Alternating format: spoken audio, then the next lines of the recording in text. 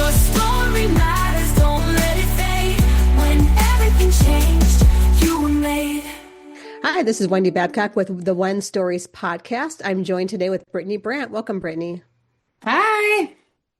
So I'm excited to talk to you for a few different reasons. Besides your one story, also digging into what it is you do. So I think you can introduce yourself better than anybody else can. So you want to quick introduce yourself and tell us a bit about your business? Sure. Well, I am Brittany Brandt. I own a marketing agency called To Be Consulting Co., where we help small businesses with their marketing, with web design, social media management, email campaigns, branding, and all those fun things. Nice. And so those listening, Brittany's one story will play after this interview. So they'll get to hear more even of kind of why you started this, because you touch on it a little bit in your talk, but do you want to just give a little bit of insight into, how you got here? How did you get into marketing and what do you love about it?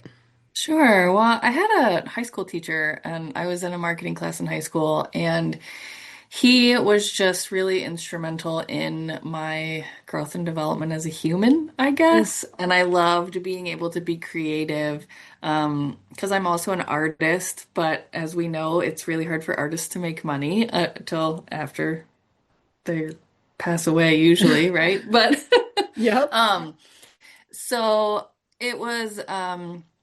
Marketing and graphic design was a way for me to fuse both of those things together. And, I went to college for marketing and then dabbled in some other ventures over the years and eventually came back to, I was a marketing specialist for a real estate company, and I was doing some independent contract work for capital campaigns for nonprofits on the side and helping some of my friends with their social media and websites and things. And I was just kind of like, why don't I do this for myself? And so I ended up turning my um, full-time employer into a client and just kind of went from there. And yeah.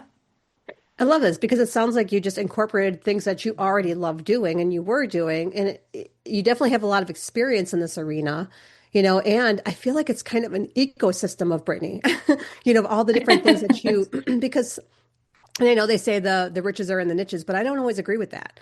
I think sometimes when we get to do all the things that we love, I think there's a lot of value to that. And I love that you do that. You have a lot of different areas that are all under the umbrella of marketing, but it's kind of a broad spectrum. So Mhm. in saying that, are there pieces of that are your favorite to do? I would say I still love doing graphic design. I just finished doing some new menus for a Mm. local restaurant here, and I really love kind of piecing things together and designing something other than just a social media post, something Yeah. bigger and more complex a little bit. Um, but I also do like coaching and business development for small Mm. business owners, primarily with women. And I love getting to just sit with people and learn their stories and connect with them, and then, help them learn their own confidence and empower them to just own their story and be themselves. And I love a couple of things you said. First, I think there's a lot of your artistry that can come out in the graphic design portion of it. And I Mhm. think, we all like to dabble in Canva, right? That's got to drive Yes. graphic designers nuts. Because with somebody who doesn't have a trained eye like myself, what I think might look good, I see when somebody designs it as a graphic designer, I'm like, oh, I like want to tuck all my stuff away. Like that's so much better. I mean, everyone's a designer these days in Canva, but when you give it to the professionals, oh my gosh, it's just so much better. And you realize, oh, I'm a little out of my, out of my, whatever, Yeah. it's like stick to what I know how to do. So the second thing you talked about was stories. Obviously, I believe a lot in Mhm. stories, but like, I don't know that everybody identifies story with marketing, but that's a huge piece. Do you want to dive into that a little bit more? Like, how do you work with companies and Yeah. individuals with story? So for me, in building my company, I really played on my own personal journey to build it, and just diving into, I have a very traumatic past. I battled with alcoholism and have been sober for over 9 years. And all of that fed into this person that I am today. And, to be able to be where I am and to build this company like I have, it's because of all these pieces of me that were before. And so when I, sit down with someone and get to know them, it's not just branding, it's really pulling in exactly who are you? Like for small businesses, primarily, like your business is you. It's you. It's, the individual or the husband and wife team or the brother and sister duo, their stories and who they are as people and their healing journey and all of these things play into the way that they should be portraying their business because people don't buy from businesses, they buy from people. And so they have to feel connected. Yeah. And I'm guessing you probably come up with people who are really not thrilled about sharing their stories because I know I've come up against people that way too. And they're like, no, I'm very private. I want to be very private and just I'm like, okay, so I find a problem with that because if you're not personal, people can't see who you are. I don't know. So what do you do in those circumstances when someone's like, no, no, just build my social media, do the thing, but I can't tell you anything personal about myself. I mean, it makes it a lot more difficult for sure. Yeah. There are, ways to just kind of professionally and consistently post on someone's socials based on what, the algorithm is wanting right now. However, with the new Andromeda update for Meta, they are all wanting more personalized content. They want the business owner to be front and center. They want more video of, the business owner talking about who are you? Why do you do what you do? What makes you different? Every market is so saturated. And so it really has become this place where the customer has to resonate with you as a person and feel that connection, that relationship, that trust. And that's really only built through vulnerability. Yeah, that's so true. And because not everybody is McDonald's, right? Right? It's the Right. characters, and if you're gonna stop in there and get your food or not. But even that has a story. There's documentaries Absolutely. done on it, and people want to know the behind the scenes stuff. So Hmm. even the big businesses have story that goes with it. You Hmm. know, I love this. So how do you work with clients? So I know you do a lot of different things, but is it like packages? Is it one-on-one? What does it look like if someone's like, oh, I really need to work with Brittany. I absolutely adore her. How do I work with her? Well, initially we just talk and, get an idea of what a client is looking for. If it's just social media, then that's something that me and my team can kind of take on. And, we talk about branding and we talk about your voice and your story and get all these pieces together to then, start diving into the content. But it can really be anything. I have some clients that do website and social media, or website and email campaigns, or coaching alone, or coaching and email and website. And so it really is just we tailor it to whatever the client needs because we kind of do everything.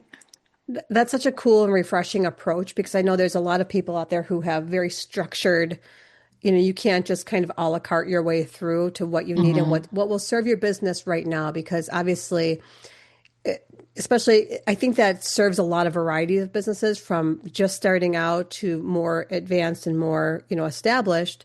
Because somebody who's just starting out can afford a high ticket Right, offer that's got everything and they may not need it at the right. time too. So what's your best advice for newer business owners who know they need the visibility, they know they need to get started and learn how to do their marketing? What's kind of the first few things they need to tackle? I would say really like write out why you do what you do Mhm. and how you can personalize your story so that you can connect with your audience. Kind of gone are the days of just billboards and newspaper ads. Yeah. It's really a community that you have to build around yourself and your clients to continue to grow. And so by defining what that is and allowing yourself into a space of vulnerability and sharing your story with your clients or whoever, that's really going to make the most impact. I see on my social media, like in the analytics, which I've been trying to pay a lot more attention to this year, I can see which posts go further. And it kind of like, especially like on Facebook, Hmm. a text and a photo does better than even a video sometimes for me, but Hmm. it's not the, hey, I've got this really cool thing, you should buy it, link in the comments, right? Hmm. It's I'm sharing a moment or I'm sharing about something that's going on in my life or turning a story into a lesson. Those are the posts that get the most views. And to your point, you were talking about what the algorithm is pushing out, right? It's not that nobody cares about the offer, it's that nobody's seeing it because the algorithm is like, this is really salesy. We're not going to push this out. Is that Right. correct?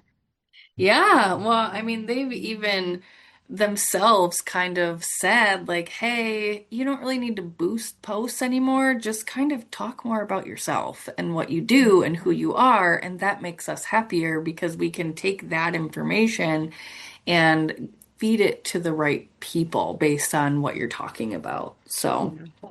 And I'm sure there's fears that come up. So this happens to me all the time. It's like, oh my God, people are going to be so sick and tired of me. Because I post a lot on social and I always have because everyone said, I was told a long time ago, before we really understood the algorithms, that not everyone's going to see your posts. So you have to right. post over and over and over. So I'm like, I Hmm. need to get over it and I need to post because you're like, oh my God, people are just going to be so sick. Oh, there's Wendy again on my feed. And I'm sure that's, No. fatigue maybe people feel. Well, if you think about it, honestly, like the amount of people who follow you specifically that see all of your stuff is very minimal. I Yeah. mean, less than probably 5% that are Yeah. seeing everything every time. And so Yeah. it really is beneficial for you to post as much as possible. It's still, I mean, if you really want to get out there, it's like, Yeah. between 2 and 4 times a day that you should be out there, right? Because there's so much content out there, and so you've got to get in there and be visible. Well, and what I think is great about what you do is because you kind of take that pressure off of the business owner themselves by providing some of the social media services that you offer, because then they don't feel that pressure of, oh God, I have to post 4 times a day. No, hire Brittany. Brittany will post 4 times a day for you. No, Yes. or, Yeah. that takes the And I pressure mean, off. we primarily focus on the consistency piece because a lot of times like the small business owner, they want to do what are doing for their job. They don't want to have to be posting all the time. Yeah. But we still always recommend and encourage them to do posts themselves as well while they're, Right. at their desk or on the job or at the store with their kids or whatever it is, because I can't be there with them every moment. So I Yeah. still, those real life moments are generally what every audience likes to see. Yeah, and I've been even thinking I'm going to redo my entire office. I'm kind of thinking about taking maybe on TikTok or Reels. I don't know how I'm going to do it, but view the mess it is now, and then take people along the journey as I clean it out and paint it. Because I want to do like a paint like a color drenching in this room, so it'd be very interesting to see. Nice. You know, Yeah. but I think People love watching people do life. and the thing is yeah, it doesn't have to do with my business, but yet it's my office, right? So Mhm. it ties in. So does that It sort of is. approach work, even if it's not directly tied to your business? Do they just want to kind of see behind the scenes? Yeah, absolutely. And it is tied to your business because your business is you. You That's are true. your business. And That's so, true. like, no matter what you're doing, it's all part of who you are and what you do because you're a storyteller. That's what you love. So, sharing any piece of your life is valuable. So speaking of story, so real quick, what was like, so we're going to play your one story here shortly, where you talk about your when everything changed moment and two, that leads into what you do now. What was that process like for you to kind of write that talk out and dig into that past history and bring all that forward? Mm, it was definitely a journey. I felt very hesitant to pursue it at first because I knew that it was going to dig up some things. And I have talked about all of the pieces that I talked about in my one story in other places before, Yeah. but writing it all down Mm. was a very different process. I have been on podcasts and I've, shared my story like on Facebook and different things like that, but I have never really taken the time to sit and write it out kind of in story form, and then read it. So as I was practicing, I definitely got very emotional and it was kind of this, I don't know, like an eye-opening experience to see where some of that hurt still lives and, some of the work that still needs to be done in my own healing journey. Um, so yeah, it was a really great experience for sure. Yeah. Wow. Yeah, and I've been studying a little bit of brain science and quantum physics around storytelling. So a lot of it, the physical act of writing it is a sort of therapy. Then there's also the part of the brain science that works when you say it out loud. And the quantum physics part is somebody observes it.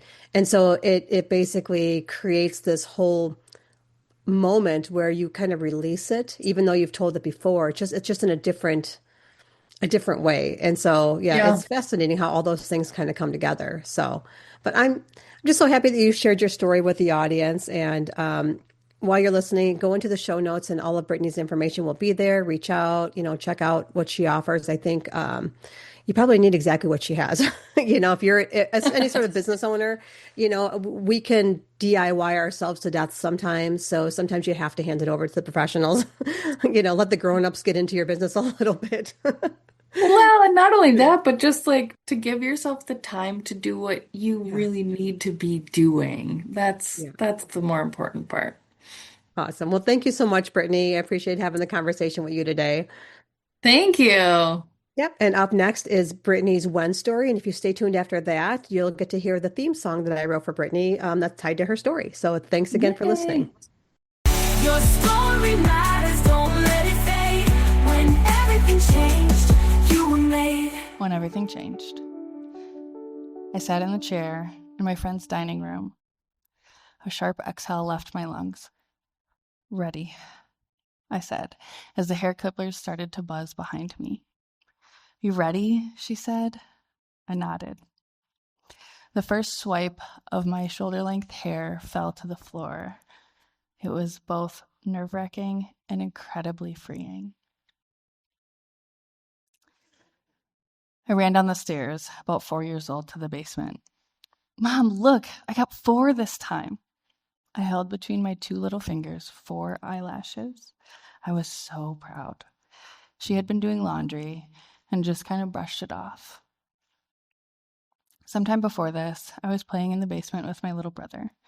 We were riding around on those tractors, the ones that you push off with your feet.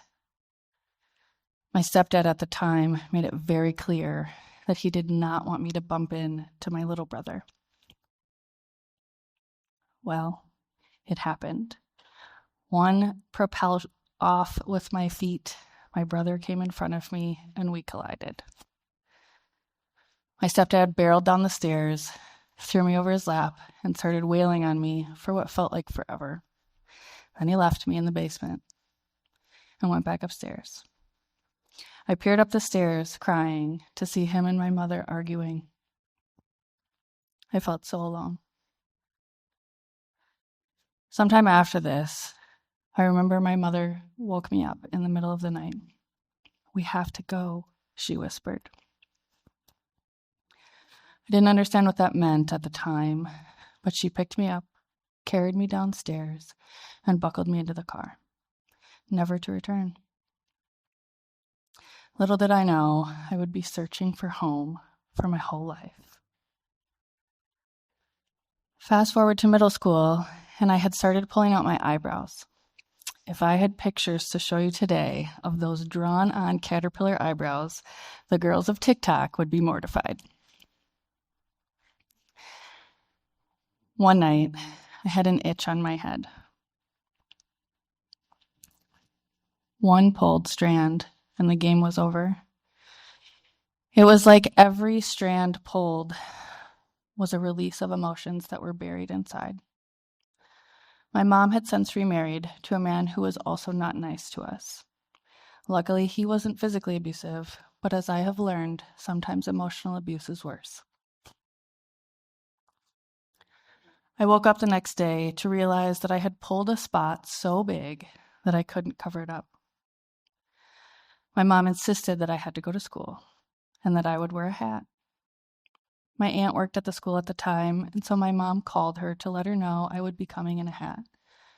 She had let all the teachers know what was happening, but the students didn't know. As I got to my class, I was reminded by several students that hats were not allowed in school. I started to cry, and back down to the office I went. I went home. After this, my mom got involved. She pulled me out of school, and we drove an hour and a half every day for several weeks to an outpatient treatment facility. At the time, trichotillomania, or hair pulling disorder, was classified as self-harm in the category of obsessive-compulsive disorder. The treatment was exposure therapy. They would sit me in a room, all alone, and wait for me to pull out my hair. But it didn't work this way. I only pulled when people weren't watching. And so I had homework. I was to wear gloves when I was home, keep my hat on. I was to sleep in my hat and document every time I pulled, only to come back every week and share my failures with the group.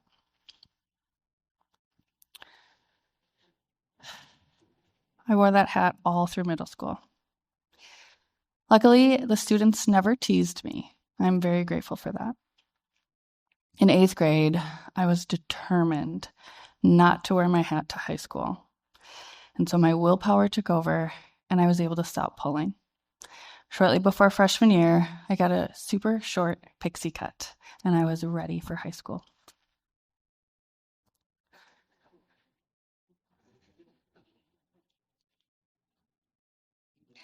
I made it most of the way through freshman year. But the stress of home life, the emotional abuse from my stepfather, and the emotional absence from my mother was taking a toll on me. I started seeking out love and attention in the wrong places. I got involved with a boy who was older than me, and he made me laugh, and he thought I was beautiful. One day, things went a little too far, and my first sexual experience wasn't my choice. The weight of all of this was too much. I ended up leaving home at 16 to live with my grandmother. Then one day, I was at a friend's house working on a school project. I got a phone call from my grandpa. My grandpa has never called me. He told me I needed to come home. As I walked in the door, my grandma was sobbing. She embraced me, and the words that came out of her mouth changed the trajectory of my life. "He's dead," she said. "Your dad is dead." My dad was my hero.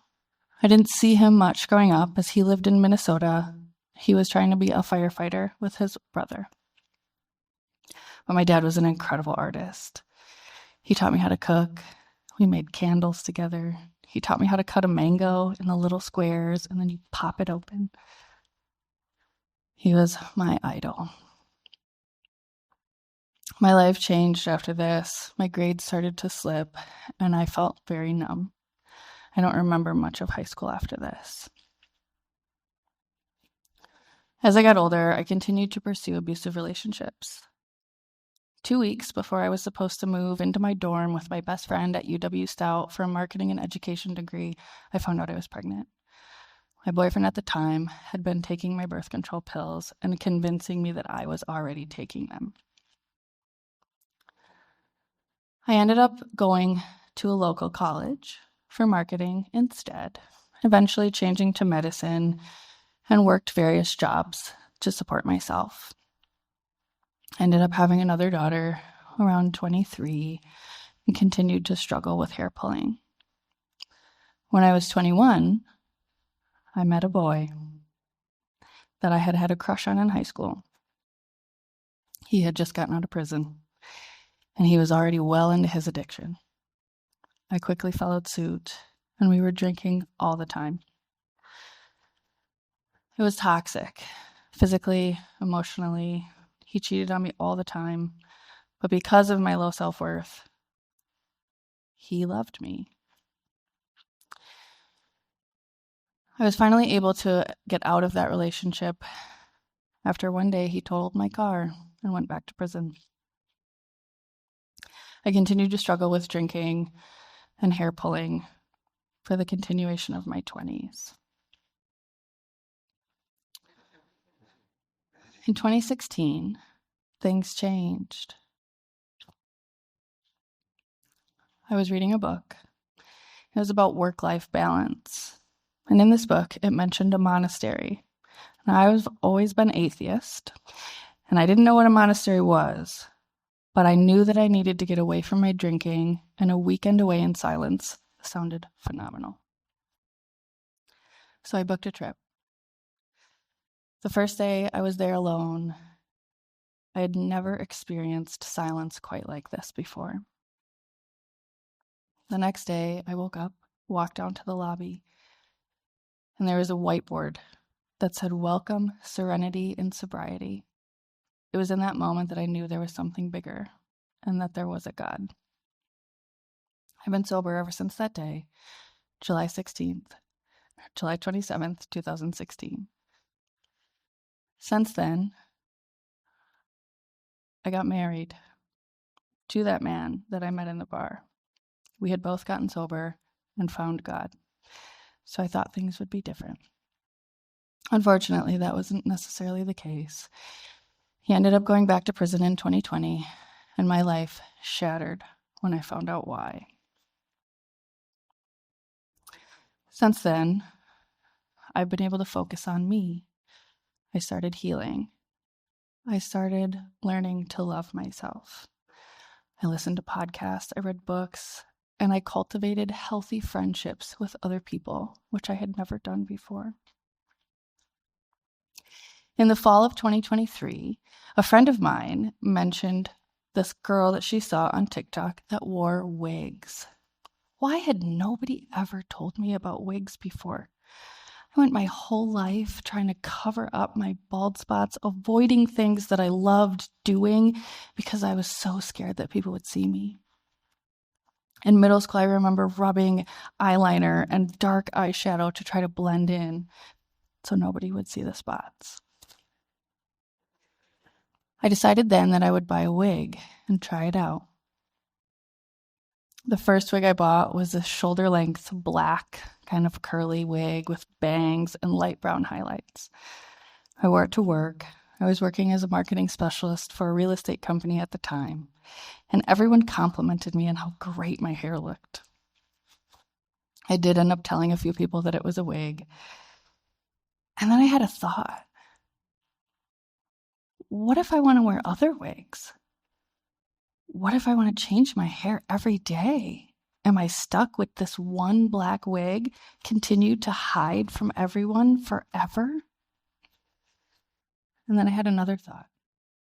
What if I shaved my head? What if I set myself free? What if I let go of the shame that came along with this? So I made a choice that I was going to shave my head. I talked to my friend Sam, and she agreed she would do it with me. As I was sitting in that chair, ready. It was not just ready for a haircut. It was ready for a new life. It was ready for a life free from shame. It was ready for the ability to be myself for once and not hide. I had recorded that day, shaving my head, and posted it on social media.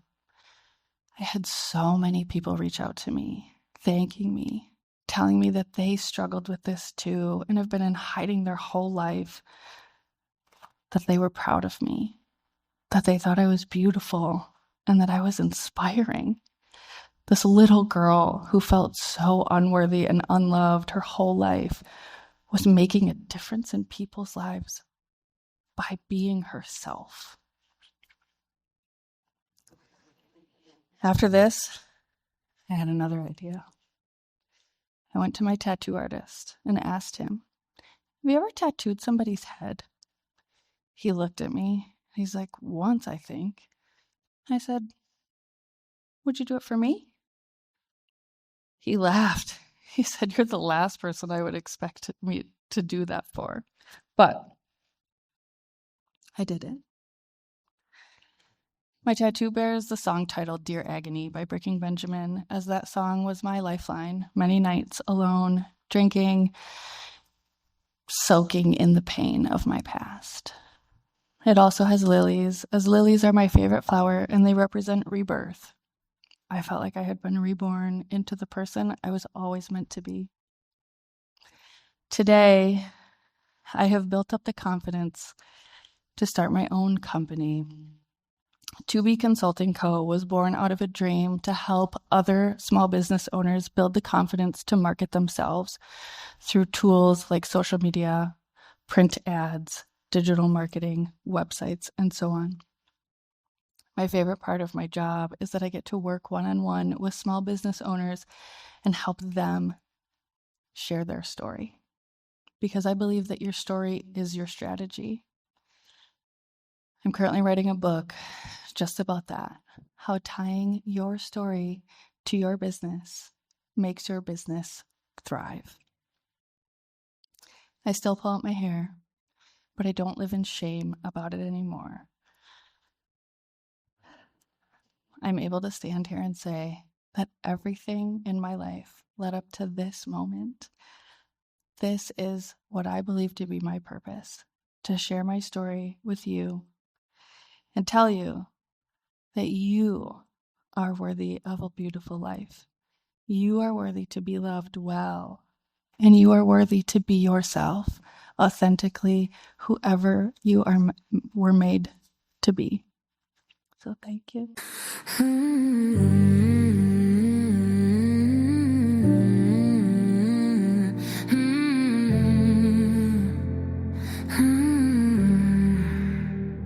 The roots ran deep, but the soil was dry.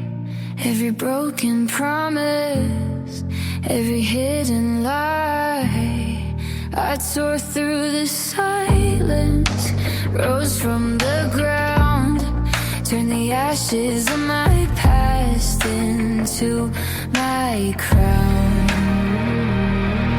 I'm not the girl who hides, yeah, rolling with the tides.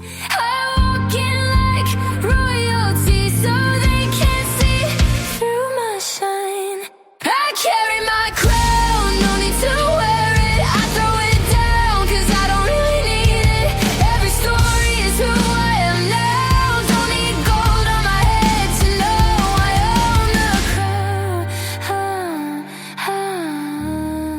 I walk with the fire, I walk with the light. Every step I take leaves a mark on the night. From silence to power, my voice is the sound of a legacy rising, unshaken, unbound. I'm not the girl who hides, yeah, rolling with the tides.